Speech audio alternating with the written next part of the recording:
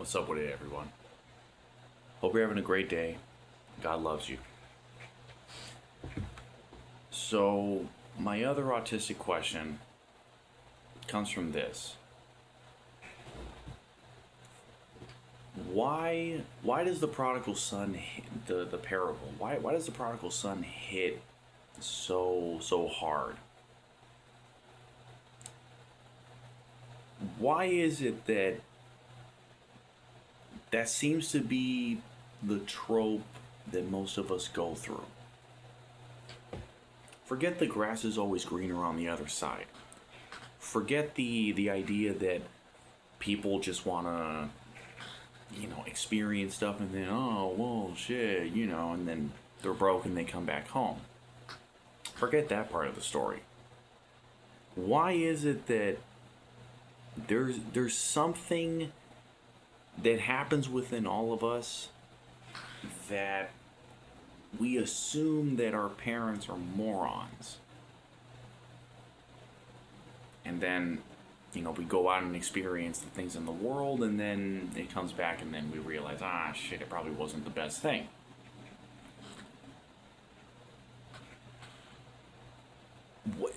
Where did that psyop come from?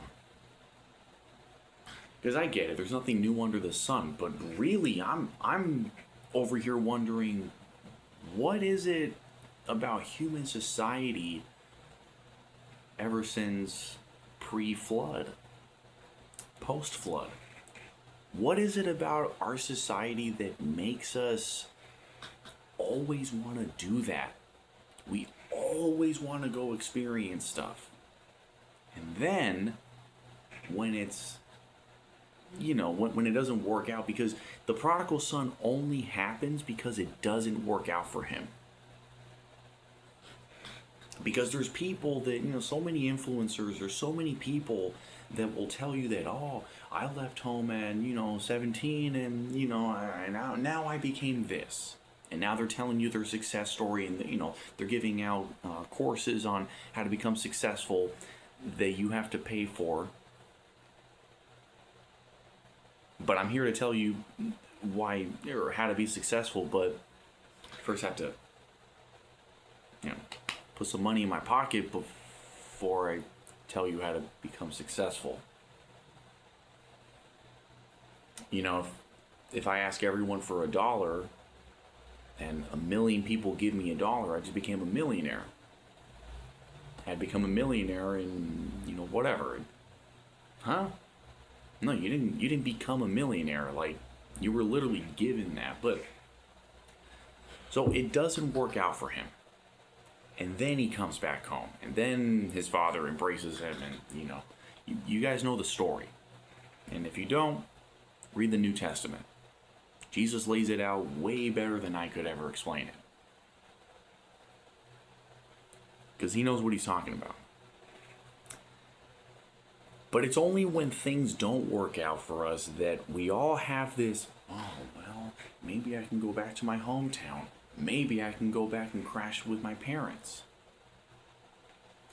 That's not just like, I heard someone did that.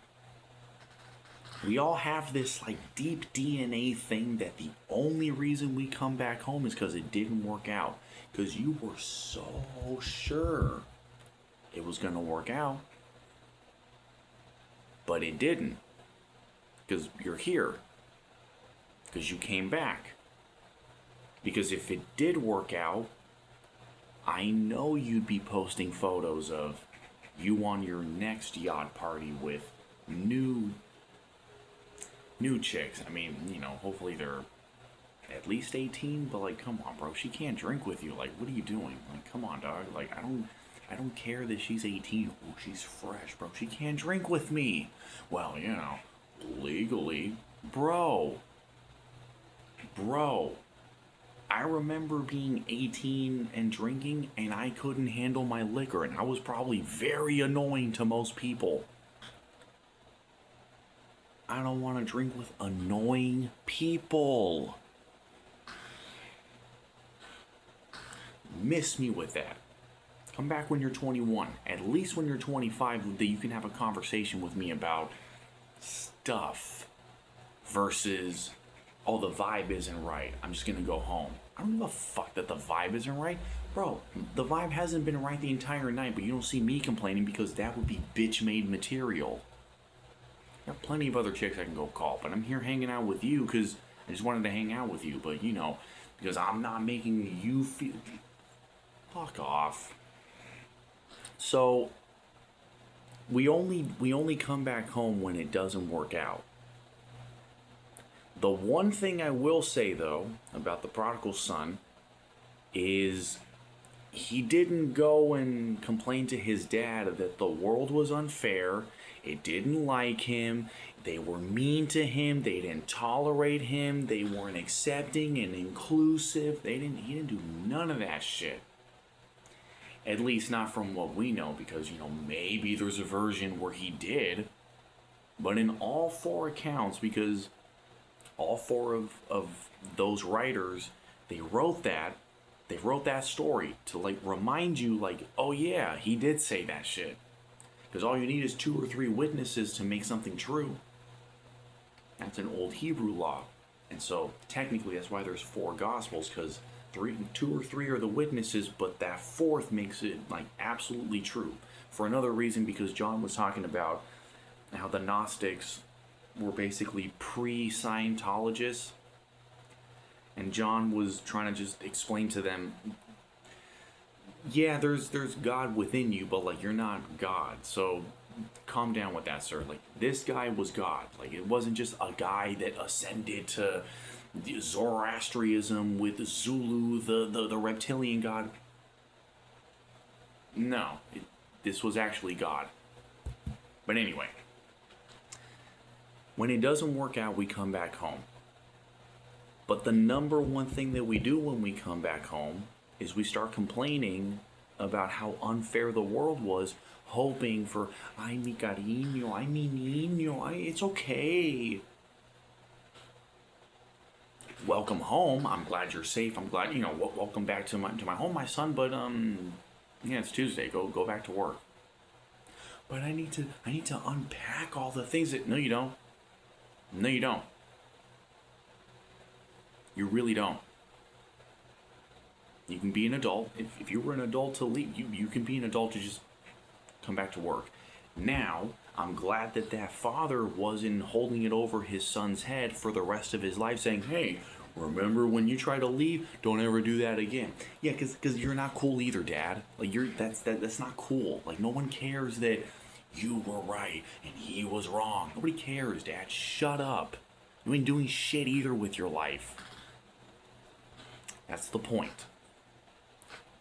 You ain't doing shit. I ain't shit. None of us are shit.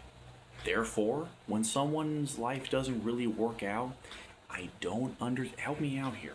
I don't understand why we believe that we're so important that we have to insert our opinions on that person's life.